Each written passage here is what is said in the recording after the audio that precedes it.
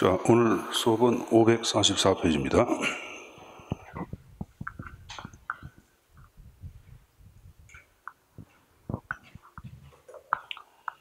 자, 정행정 파트인데, 정행정은 전체 문항 가운데 약 2문항에서 3문항 정도 문제가 반영돼서 등설해 왔습니다. 자, 일단 1절에 예산의 개념과 발달 파트부터 내용을 좀 정리를 하도록 하겠어요.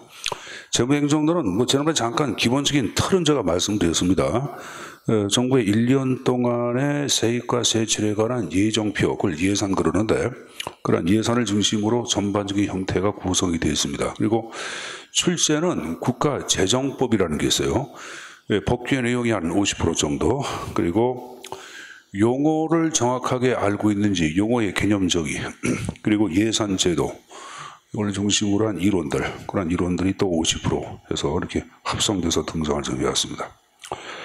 자, 일단 여러분들 맨 앞에 이제 재무행정이 무엇인가 개념 나온 거 보자. 재무행정은 중앙정부, 그 기타 공공단체가 공공의 욕구를 충족하기 위해 필요한 자원을 조달하고 관리 사용하는 경제활동 및 재정활동을 보통 지금 얘기한 식으로 재무행정이라고 얘기합니다. 일단 주체는 여러분들 중앙정부 공공단체라고 하는 주체가 나왔습니다. 목적을 얘기할 때는 공공의 욕구를 충족한다. 공공의 욕구를 얘기할 때는 다수 국민의 욕구로 보면 됩니다. 다수 국민의 욕구를 충족하기 위해 필요한 자원을 조달하고 관리 사용하는 경제활동. 그 필요한 자원 자체를 대표하는 게 바로 뭡니까? money죠. 돈이죠. 그 정부의 돈을 대표하는 게 바로 뭐야? 예산을 얘기하죠. 자, 넓게 볼 때는 이제 예산뿐만이 아니라 거기 나오고 있는 뭐가 나왔어요, 여러분들? 정부 국민으로부터 세금을 징수하여 각종 분야에서 이루어지는 활동 및 파급 효과, 재정 정책을 다 포함하지만 우리가 보통 이제 좁게 얘기할 때는 재정 수입과 배분은 이제 지출을 얘기하는 거예요. 재정 수입과 지출을 대표하는 것이 바로 예산이죠. 예산을 중심으로 전반적 이론 형태가 구성되어 있습니다. 자, 그럼 예산의 개념 파트부터 내용을 좀 보겠는데, 자, 예산의 개념은 출제에 나오는 것들이 뭐가 나오냐면은, 오른쪽 보세요. 맨 위에 예산의 형식적 개념과 실질적 개념이라고 있어요. 그래서 그걸 구분시키는 문제가 한 문제예요. 그걸 바로 보시면 되는데, 일단은 형식적 개념을 얘기할 때는 법률적 개념이라고 얘기하죠. 그래서 이 국가재정법상 제시하고 있는 예산의 형식이 있어요. 그 형식에 따라서 예산을 편성해서 확정된 계획을 얘기하는데, 봅시다. 국가재정법 제19조 예산은 예산 총칙, 세입세출 예산, 계속비, 명시열비, 국고 채무 부담 행위를 총칙한다 라는 형식에 따라 행정부가 편성, 그러니까 행정부가 예산을 편성할 때는 예산 총칙, 세입세출 예산, 계속비, 명시열비 등등이 쭉 여러분들 예산 편성안에 기록이 돼야 돼, 안 돼야 돼? 기록이 돼야 되겠죠, 여러분들? 편성하여 국회에서 심의 의결을 거쳐 확정된 1년 동안의 재정계획을 예산 그러는데, 자, 그 다음 이제 기출문제를 분석해 보면은 그 형식적 개념이 어떻게 나왔냐면은 편성의 주체하고 심의의 주체를 여러분들 좀 바꾸거나 생략하거나 그렇게 문제가 나왔어요. 예를 들어서 여러분들, 거기 행정부가 편성한다 그러죠. 그걸 여러분들 입법부에서 편성하여 그럼 틀리지. 그 다음에 행정부에서 편성한 예산을 어디에서 심의했습니까? 국회에서 심의했어요. 국회에서 심의했다. 국회를 빼버리고 행정부가 편성, 심의, 의결을 거쳐. 그럼 틀리지. 왜? 편성의 주체하고 심의, 의결의 주체는 따로 있어야 되겠지. 그렇게 묻는 게 한 문제입니다. 또 보세요. 실질적 개념을 이제 내용적 개념이라 그러는데, 쉽게 얘기하면은 1년 동안의 정부의 세입과 제출에 관한 키워드, 예정표 밑줄. 그 예정표를 보통 실질적 예산의 개념이라 그러고, 요 예정표를 여러분들 확정표로 바꿨다. 그럼 그 밑에 결산이라고 얘기하는 거야. 결산 나온 거 봐. 1년 동안의 정부의 세입과 제출에 관한 확정표라고 나오죠. 확정표는 결산입니다. 예정표가 예산이고, 자, 그래서 형식과 실질에 대한 개념 정의 숙제에서 가져가시고, 바로 날개. 예산이란 1년 동안 정부의 세입과 세출에 관한 확정표, 그럼 O가 아니라 X가 되는 게 예정표가 맞겠지. 자, 그거 봤으면은 쭉 내려가서 쌍가로 4번에 예산과 유사 개념이 나왔는데, 자, 예산과 가계의 차이점이 나오고 있어요, 여러분들. 우리가 이제 칠판을 잠깐 보자. 저 방금 전에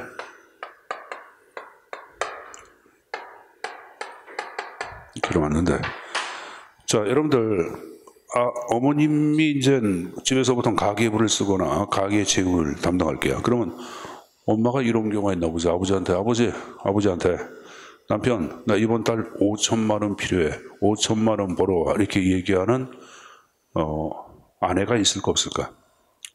물론 가끔 있어요. 그걸 세 글자로 뭐라는지 알죠, 여러분들? 미친 X라 그러죠, 여러분들. 그죠? 그러니까 보통 여러분들 아내가 살림을 영위할 때는 이번 달 남편 수입 자체가 뭐 예를 들어서 300만 원이고 여기에 근거하여 아파트 관리비 얼마 내고 뭐 또 주택 청약 얼마 내고 뭐 시어머니 용돈 얼마 그건 안 주나? 그건 빼버리고 뭐 해간에 여러분들 들어오는 보험에 대해서 그다음 나갈 걸 따져 안 따져? 따지죠. 그걸 보통 우리 뭐라 그러냐? 들어오는 보험이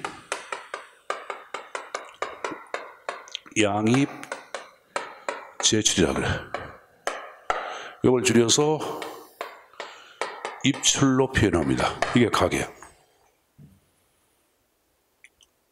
근데 예산은 틀려. 자, 정부가 내년도에 해서 얼마만큼 사업 필요하다. 그래서 얼마의 돈이 필요하다 이렇게 얘기합니다. 자, 소상공인 자체에 대한 재난 지원 자체에서 정부에서 필요한 게 2조가 필요하다 이렇게 얘기합니다. 그래서 자, 올해 2조가 필요한데 그럼 2조란 돈 자체를 어떻게 하냐? 현재 정부가 1조밖에 없다. 그러니까 정부에서 예비비를 편성해가지고 2조를 마치겠다 이렇게 얘기합니다. 그러면 정부가 여러분들 재난지원금, 소상공인 재난지원금에 2조가 필요한데 2조 자체를 어떤 식으로 여러분들 거두겠다는 것을 얘기해서 했어요. 그렇죠? 이 말은 뭐야? 2조가 나가야 되는데 어떤 식으로 돈을 확보하겠다. 거꾸로 나갈 것을 먼저 따집니다. 그렇죠? 그래서 양출 재입의 성격이 내포되어 있는 것, 이게 바로 예산이에요, 여러분들. 자, 여러분 교재에 보시면은 거기 예산과 가계라는 거 봐. 예산은 양출 재입이란 말 나왔죠, 여러분들. 그 다음에 가계를 얘기할 때는 입출, 양입 제출이란 말 나왔죠, 여러분들. 그거 좀 구분해서 가져가는 게 좀 안전하고. 가끔 보면은 여기 보자. 요 양입 제출에서 이걸 여러분들 양입 개입이라고 얘기합니다. 계획을 수립한다 해가지고 개. 어? 그래서 양출 개입이라고 정리한 책도 있어요. 양출 개입. 가끔 가다가. 그러니까 뭐 10권의 책 보면 한 권 정도는 이렇게 표현하는 책도 있습니다. 가져가는 게 안전할 거야. 자, 그 봤으면 이제 예산과 재정을 보겠는데, 자, 예산은 보통 우리가 이제 일반 회계라는 게 있어요. 일반 회계는 적지 마시고 조세 수입에 근거하여 각종 정부 활동에 투입되는 예산을 보통 일반 회계라고 그러는데, 우리가 예산을 얘기할 때는 일반 회계를 보통 얘기해. 근데 재정은 일반 회계 말고 특별 회계라는 게 있어요. 그리고 기금도 포함해서 재정을 얘기합니다. 그럼 예산과 재정을 비교해 볼 때 보다 포괄적 개념을 얘기해라. 그럼 예산이야, 재정이야? 당연히 재정이 포괄적 개념이라고 할 수 있겠죠, 여러분들. 자, 근데 이제 예산의 유형에서는 지금 얘기한 재정과 아주 유사한 게 있는데, 여러분 교재 566페이지를 잠깐 펴보세요. 565페이지. 자, 565페이지 6항의 통합예산이라는 게 나와서 안 나왔어? 나왔죠? 그 통합예산 나온 거 보자. 국가재정에 포함되는 모든 예산을 통합 한 대 묶어 놨다. 그래서 두 번째 줄 일반회계 특별회계 기금이란 말이 나오죠. 제가 일반회계 특별회계 기금 합해서 보통 뭐라 그랬어요? 재정이라 그랬죠. 통합예산은 재정과 거의 같은 것 같아. 같이. 그래서 바로 그 위에 또 1번에 밑줄을 쳐놓자. 끝에 한 국가의 재정 규모를 파악하는데 가장 용이한 예산. 그럼 무슨 예산? 통합예산. 왜? 통합예산은 지금 얘기한 재정과 거의 같기 때문에. 됐습니까? 재정과 거의 같기 때문에 통합예산 자체는 한 국가의 재정 규모를 파악하는데 가장 용이하다. 그런 말을 쓰고 있는 거예요. 자, 그럼 여러분들이 예산과 재정을 비교해 봤고, 자, 그 다음 페이지 어디를 보냐 하면은, 자, 맨 위에 이제 공공재정 분야라 해가지고 얘를 박스 그림이 나오고 있어요. 자, 그럼 뭐 제가 이렇게 말씀드리겠는데 칠판을 잠깐 보세요. 여기 보세요.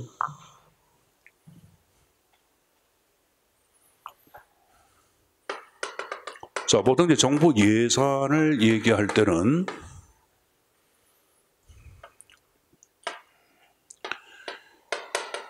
일반회계라는 게 있고 특별회계.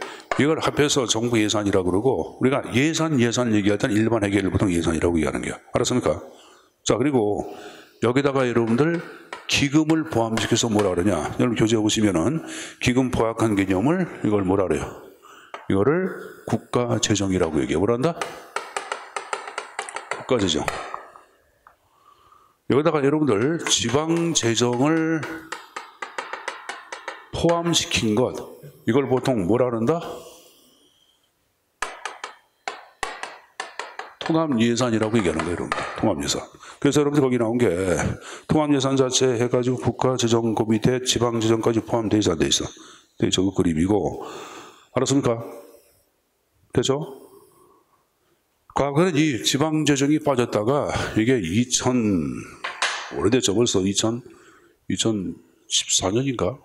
기억이 나는데 7월 달에 났는데 7월 달에 정부에서 이제 통합재정 자체에는 지방재정까지 포함해서 발표하겠다고 얘기했거든요. 그래서 이러한 그림이 나오는 거예요. 이런 그림.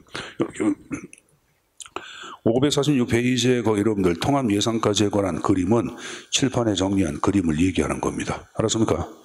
자, 그리고 이제 말 나온 김에 거기 여러분들 예산에서 일반회계라고 나오죠. 그리고 요 일반회계에 적용되는 일반법이라는 게 있어요. 옆에 나왔죠? 뭐가 나왔어요?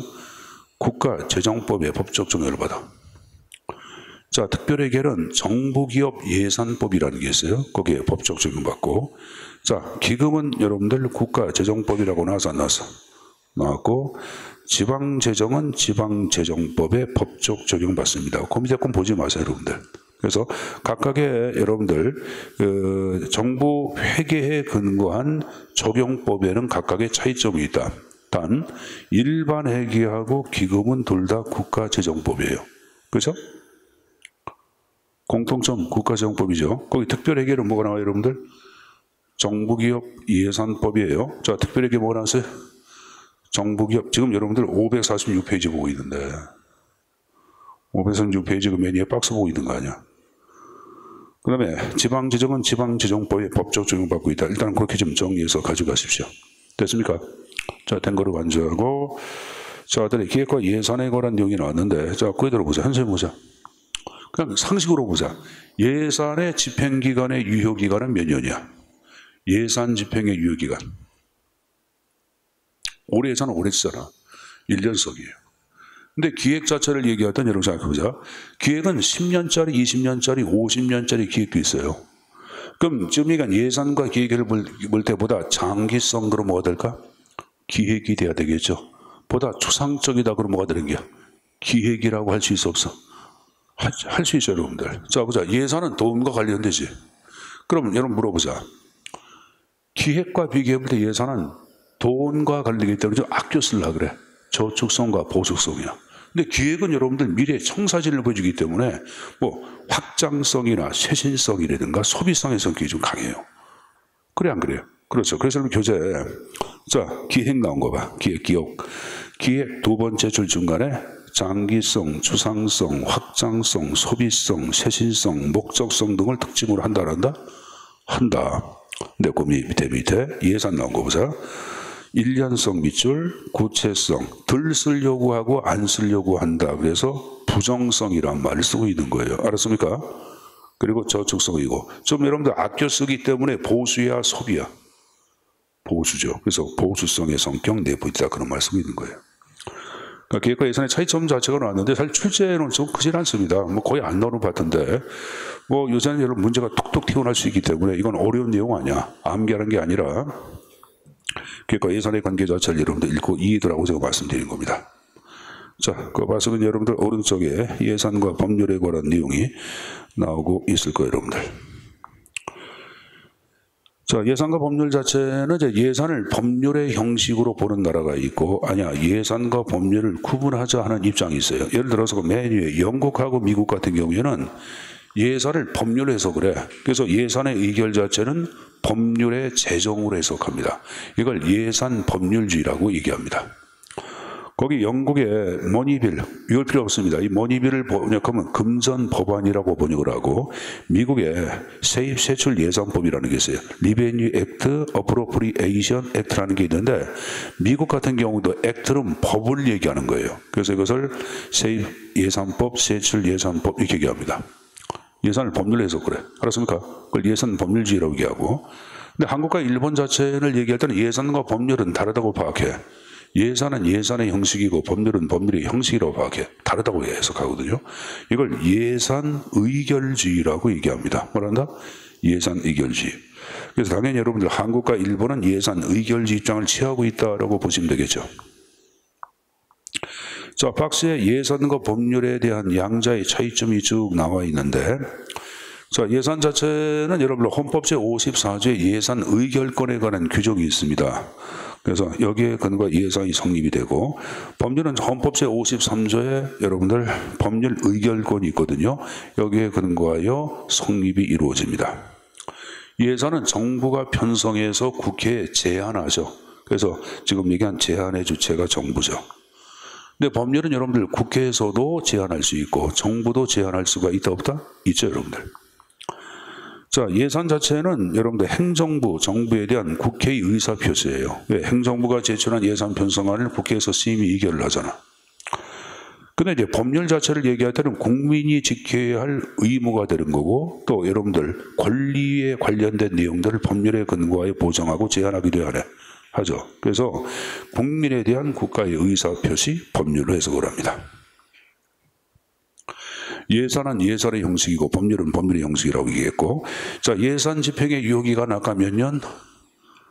1년성 얘기했죠. 그래서 1회계년도의 효력이 발생하겠고, 법률은 폐지할 때까지 계속 효력이 발생하는 특징이 있어요. 예산은 여러분들 국회에서 의결이 있음으로써 효력이 발생할 수가 있겠지만, 법률은 여러분들 국회에서 의결로 끝나는 것이 아니라 이 법률을 또 공포를 해야 돼. 법률을 공포함으로써 효력이 발생합니다. 예산은 모든 국가기관에 대해서 구속력을 행사할 수 있고, 법률은 국가기관뿐만이 아니라 국민에 대해서도 구속력을 행사할 수가 있다 없다? 있겠죠, 여러분들. 자, 예산 자체는 의회에서 원칙적으로 여러분들 행정부에서 편성한 예산안을 증액하거나 새로운 비목을 설치할 수가 없습니다. 근데 법률은 여러분들 국회에서 수정 변경이 가능합니다. 또 예산으로 법률을 개폐할 수 없고 법률로서 예산 변경할 수 없다. 양자 박스 비교한 거 좀 내용 좀 정리해서 가져가십시오. 알았습니까? 비교해서 내용 좀 정리해서 가져가라고 얘기했어요. 자, 그거 봤으면 여러분들 그 밑에 예산에 관한 법률이 나왔는데, 자, 한국은 예산에 관한 최초의 법률이 1951년도에 재정법 자체가 여러분들 탄생을 했고, 이게 61년도에 예산 회계법 자체가 탄생합니다. 그러다가 2006년도 예산 회계법 자체를 폐지하고 새로운 법률이 탄생하는데, 그 법률이 지금 얘기한 식으로 바로 뭐다? 국가재정법이에요. 그 이유는, 자, 한국은 여러분 1961년도에 정부 예산액이 459억이었어요. 459억. 근데 이게 2006년도에 예산액이 130조인가? 140조인가? 140조? 맞을 거예요. 140조로 해가지고 이게 무려 3,200배나 진 거예요. 그럼 이 작은 규모에 해당되는 예산 자체를 규제하기 위해서 만든 법률은 많은 한계가 노정이 돼가지고 이 도저히 안 되겠다 해가지고 예산 회계법 갖고는 아주 방만해진 국가 재정을 통제할 수 없다 해서 이제 예산 회계법을 폐지하고 새로운 법률이 탄생을 한 거예요, 여러분들. 그게 바로 국가재정법이에요. 또 아울러 과거에는 여러분들 지금 예산 회계법하고 기금이라는 게 있죠. 이 기금에 대해서 적용되는 기금관리 기본법이라는 게 있어요. 그 두 개를 합해가지고 지금 얘기한 식으로 국가재정법이 탄생합니다. 필요성에 관한 내용들 그 내용이 쭉 나와 있을 거예요. 나와 있네. 세 번째 줄 보시면 중간에 1960년도 459억 일반액 예산이 2006년도에 147조 3,200페이지가 이렇게 나서 안 나서 저걸 얘기한 거예요, 여러분들. 근데 여러분들 현재 예산액은 얼마예요, 여러분들? 지금 500조가로 뭐예요, 여러분들? 500조가. 그러니까 2006년도에 147조가 문재인 정부에 들어와서 약 여러분들 580이니까 600조가량 생각해보자. 600조는 안 되겠지만 그래도 여러분들 엄청나게 늘어난 거지. 몇 배나 늘어난 거야? 4배나 늘어난 게 4배. 정부의 재정이 팽창된 게 여러분들 재정 정책이 팽창된 게 2006년도에 비해서 지금 여러분들 15년 동안에 야 얼마나 팽창되냐? 4배나 팽창된 거야.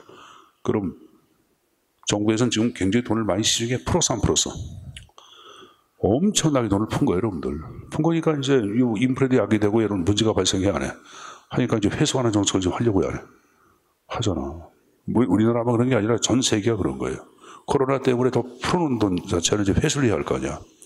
근데 코로나가 발생하기 전에도 여러분들 팽창주의 정책이 폈었어요, 계속. 여러분, 경기가 계속 좀 불경기다 보니까 미국을 중심으로 한 모든 국가에서 돈을 퍼쓰는 정책을 폈는데 이게 여러분들 코로나에 의해서 더 쓰게 됐다고.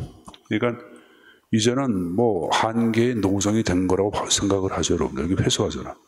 그 회수하면 여러분들 제일 먼저 금리가 올라가요. 금리를 올려야겠죠. 금리를 올려야지 돈을 여러분들 빌린 사람들이 돈을 갚지. 그러니까 금리가 올라가지. 그러니까 금리가 올라가니까 여러분들 부동산 가격은 하락할 수밖에 없지.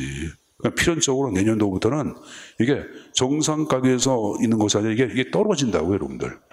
그건 예측을 해야 돼.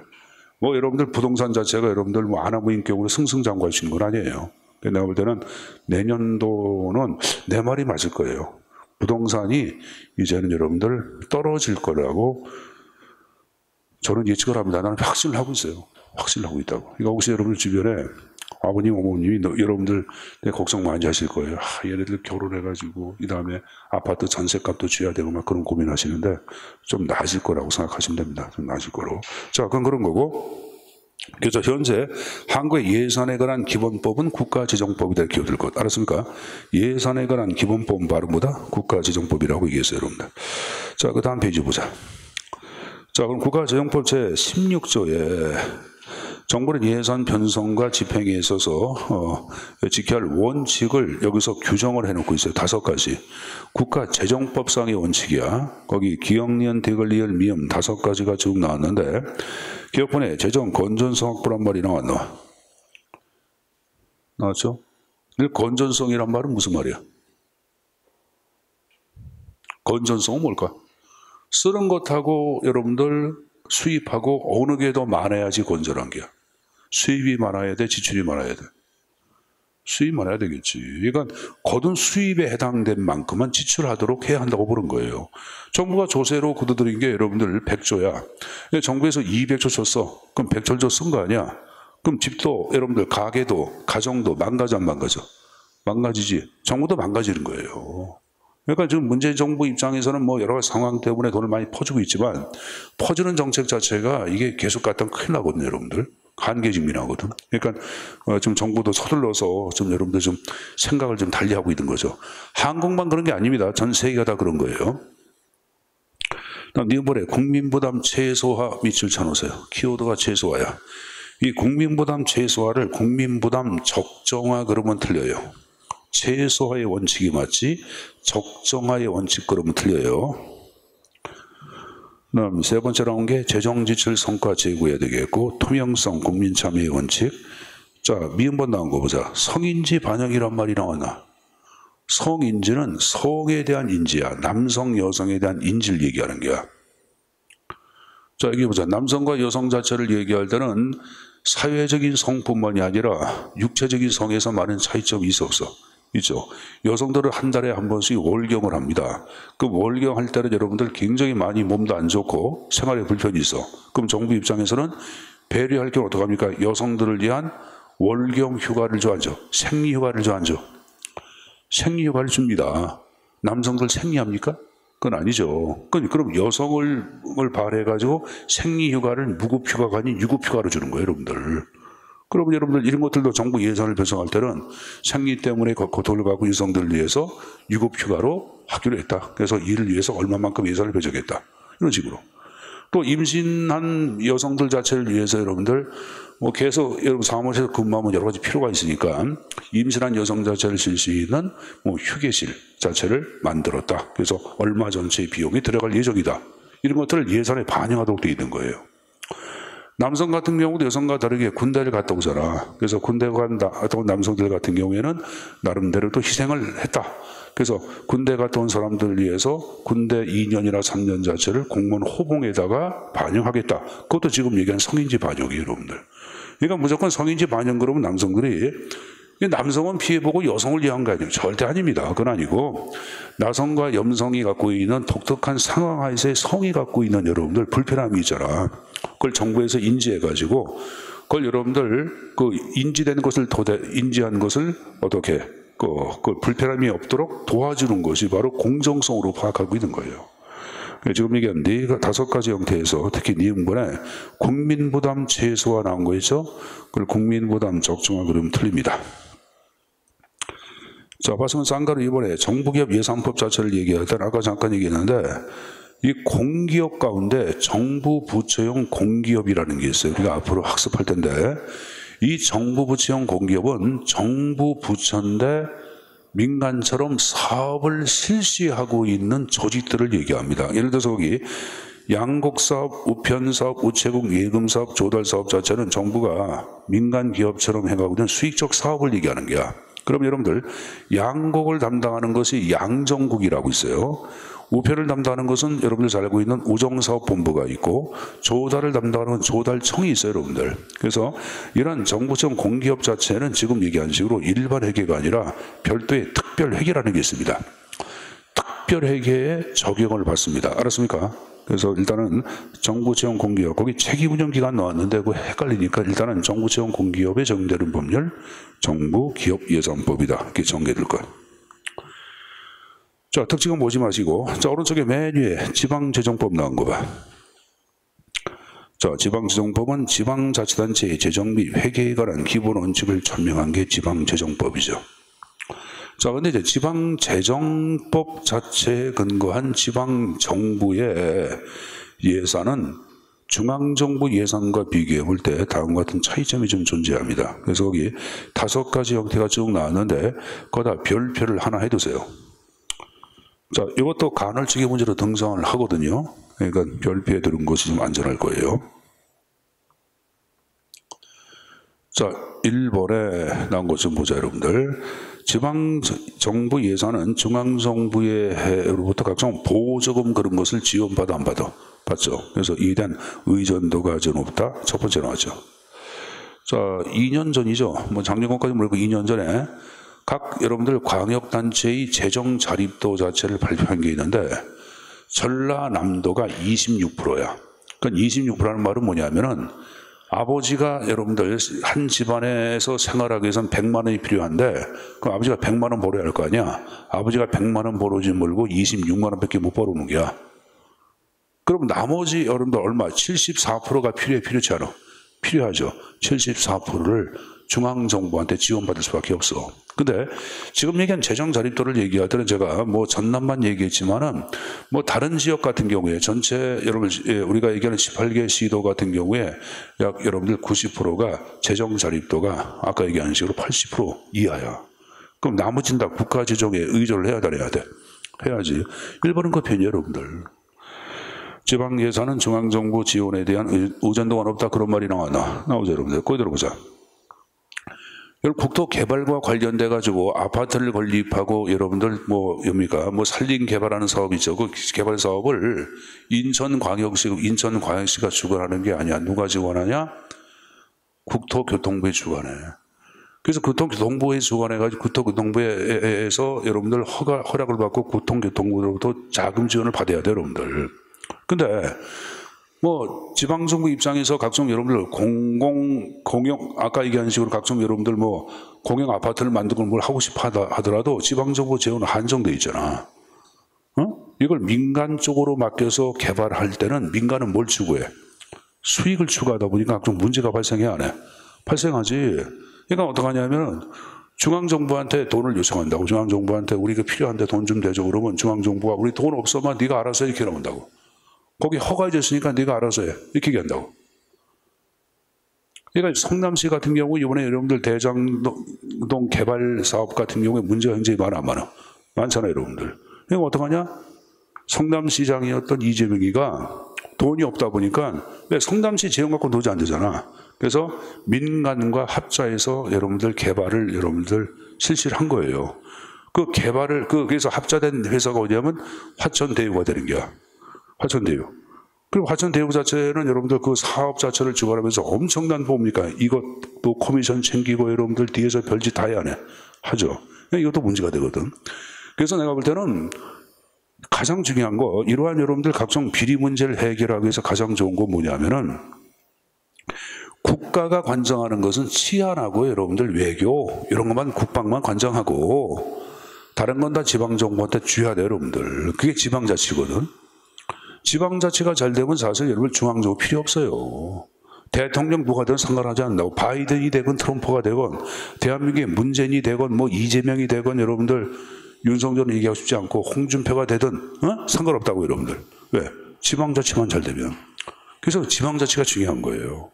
여러분들이 행정관 공부하면서 그다음에 이제 지방 공무원 되면은 지방자치의 중요성 자체를 뼈저리게 체감을 할 거예요 여러분들. 근데 가장 중요한 게 바로 우리나라는 지방자치를 할 때 아직까지 여러분들 넘어야 할 사안이 너무 많아. 가장 큰 게 바로 뭐다? 재정 문제를 국가가 쥐고 있다고. 국가가.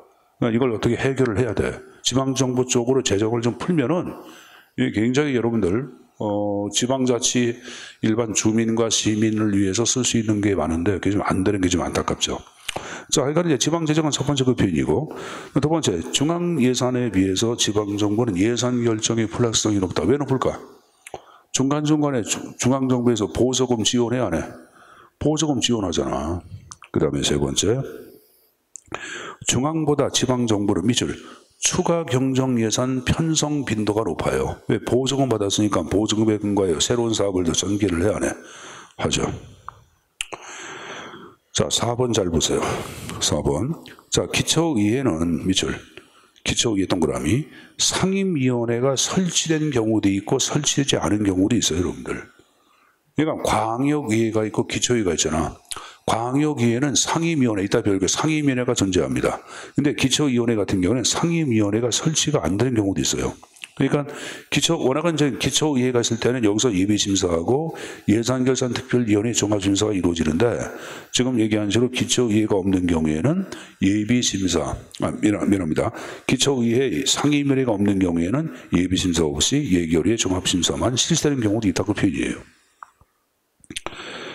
5번에 지방의회 예산결산특별위원회는 중앙정부는 상설화되어 있어요. 상설화란 말은 1년 내내 문을 열어놓고 있다 그 말이에요 여러분들. 지금 얘기한 지방의회 자체를 얘기했던 상설기관이 아니에요 여러분들. 비상설기관이에요. 바로 뭐다?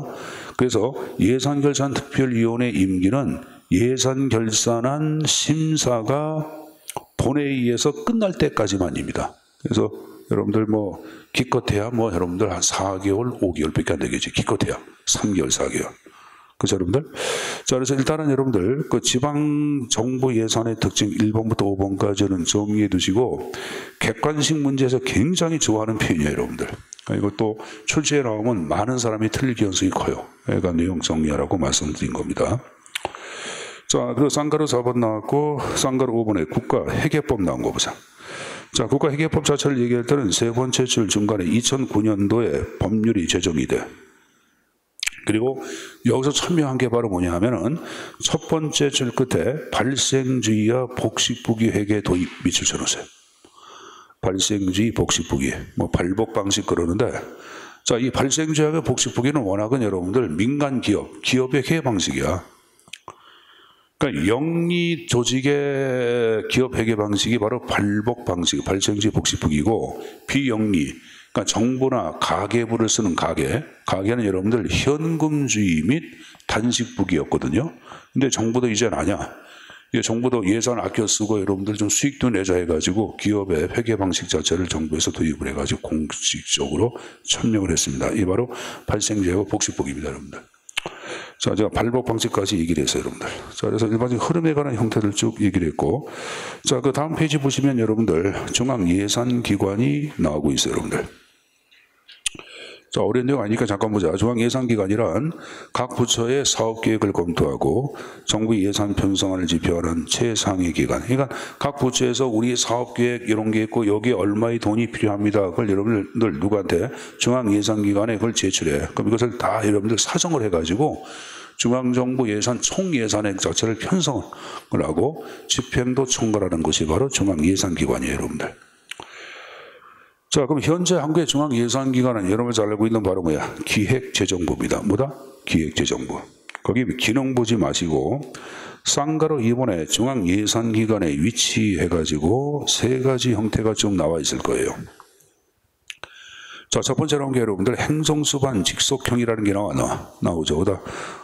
자, 거기 여러분들 이 행정수반 직속형은 대통령 중심제에 있는 형태를 얘기합니다. 자, 제가 대통령 중심제는 중앙예산기관이 행정수반 직속하에 설치되어 있고 예산에 관하여 참모 역할을 수행한다까지 얘기했어요. 거기 여러분 미국의 관리예산처라고 나오죠. OMB가 나오고 있을게요. 자, 이게 이제 행정수반 직속형을 대표하고, 자, 두 번째 재무부형 나온 거 있죠. 재무부형은 중앙예산기관을, 자, 거기 국고를 관장하는 어디에 설치했다? 재무부에 설치한 형태를 얘기합니다.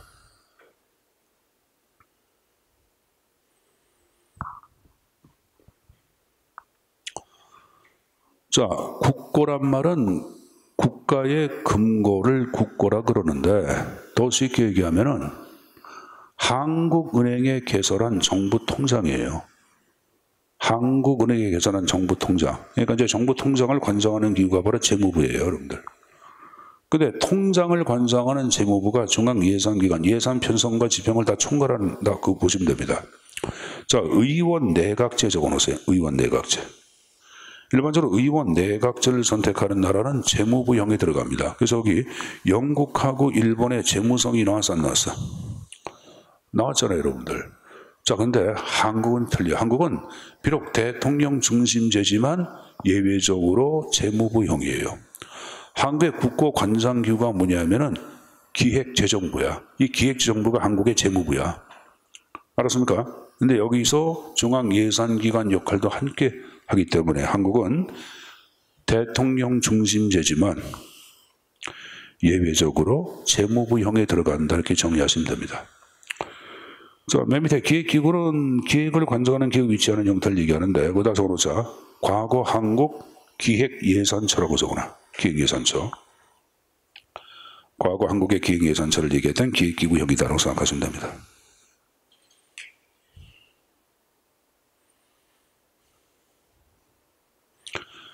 자, 그런데 한국의 정행정기관이 쭉 나와 있는데 일단 기획재정부 맨 앞에 나와서 나왔죠, 여러분들. 그러다 정자 중앙예산기관, 기획재정부에다가 중앙예산기관. 두 번째 국고관장기구. 그러니까 지금 한국의 기획재정부는 중앙예산기관이면서 국고관장기구예요. 적어놓자, 여러분들. 중앙예산기관 플러스 국고관장기구.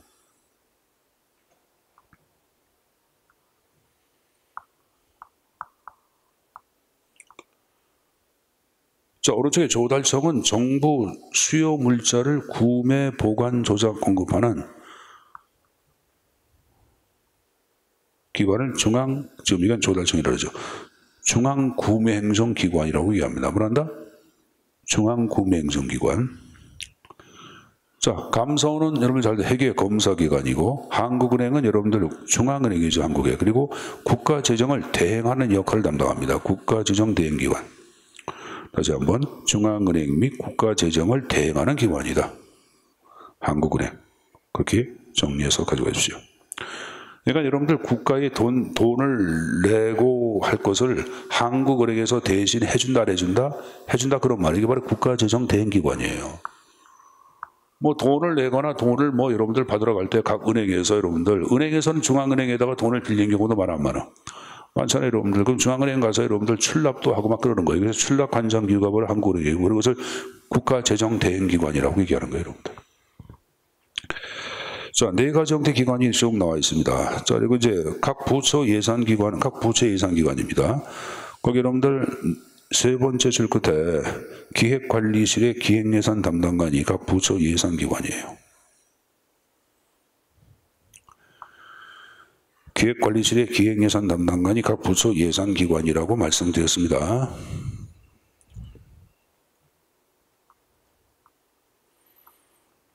자, 쌍가루 5번에 이제 재무행정의 조직의 유형이 나왔는데, 자, 하단에 보시면은, 중앙예산기관의 위치에서 대통령 참모 형태냐, 아니면 별도의 부처로서 역할을 담당하냐, 그리고 세입 세출의 업무 자체가 분리되어 있냐, 통합되어 있냐, 이런 말을 쓰는데, 거기 여러분들 세입 업무에다가 국고관장이라고 하잖아. 국고관장. 세출 업무에다가는 세출 업무 화살표해놓고 중앙예산기관. 그러니까 국고관장기관하고 중앙예산기관이 통합되어 있냐, 분리되어 있냐. 그럼 한국은 통합되어 있어, 분리가 되어 있어. 한국은 여러분들 기획지정부가 아까 국고관장 업무하고 중앙예산기관 역할을 같이 관장을 해야 안 해? 하지. 그래서 한국은 통합되어 있는 거예요, 여러분들. 한국은 대통령 참모 역할이 아니죠. 부처형이죠. 그래서 한국은 한국은 부처 통합형에 들어가는 거예요. 알았습니까? 부처 통합형. 거기 나와 있네. 거기 네 번째 절 현행 문재인 정부는 부처 통합형이라는 말이 나와. 나오죠, 여러분들. 근데 이제 미국의 관리 예산처 있죠. 미국의 관리 예산은 참모 분리형입니다. 관리 예산은 제가 참모 분리형에 들어간다, 안 들어간다? 들어간다. 이렇게 정리해서 가져가십시오. 자, 그럼 비행권 잠깐 좀 정리해 보겠습니다. 재무행정은 여러분들이 외울 게 굉장히 많습니다. 자, 545페이지. 자, 맨 위에 예산의 형식과 실질. 형식적 개념은 편성의 주체하고 심의의 주체가 명시가 된다. 실질적 개념은 1년 동안의 정부의 세입과 세출에 관한 예정표라고 얘기했고, 만약 예정표를 확정표로 바꾸면 그것은 결산이 된다. 하단에 예산과 가계의 차이점을 얘기해라. 그러면 가계 자체는 입출, 양입, 제출의 성격. 들어올 걸 먼저 따지고 나갈 걸 설정한다. 근데 예산은 아니죠. 양출, 재입이라고 얘기했어요. 자, 예산은 보통 일반 회계를 얘기하지만 재정을 얘기할 때는 일반회계 특별의 기금을 몽땅 포함한다고 얘기하죠. 그러나 예산 가운데 지금 얘기한 재정과 거의 유사한 것 중에 하나가 뭐가 있다? 통합 예산이 있다고 얘기했습니다. 한 장을 넘겨보세요. 자, 계획과 예산의 차이점 얘기했죠, 여러분들. 장기성, 추상성, 확장성, 소비성 등등은 계획이고, 일련성, 구체성, 부정성, 저축성, 보조성 등등은 예산이라고 얘기했어요, 여러분들. 자, 오른쪽에 맨 위에 예산 법률주의를 대표하는 나라, 두 나라가 있다. 어디하고 어디? 영국하고 미국. 한국은 예산 의결주의 입장이라고 얘기했죠. 자, 박스도 가끔 나오기 때문에 이따 쉬는 시간에 한번 읽어보셔야 합니다. 알았습니까? 다 좀 읽도록 하시고. 자, 현행 한국의 예산에 관한 기본적인 법률 그룹은 뭐다? 국가재정법이라고 얘기했어요. 다음 페이지. 자, 국가재정법상 예산의 원칙을 얘기할 때는 국민부담 적정화의 원칙이야, 최소화의 원칙이야? 최소화의 원칙이라고 얘기했습니다. 자, 옆 페이지에 맨 위에 지방재정법 밑에 지방정부 예산의 주요 특징 1번 보세요. 중앙의존도 높다. 2번 나온 거 보자.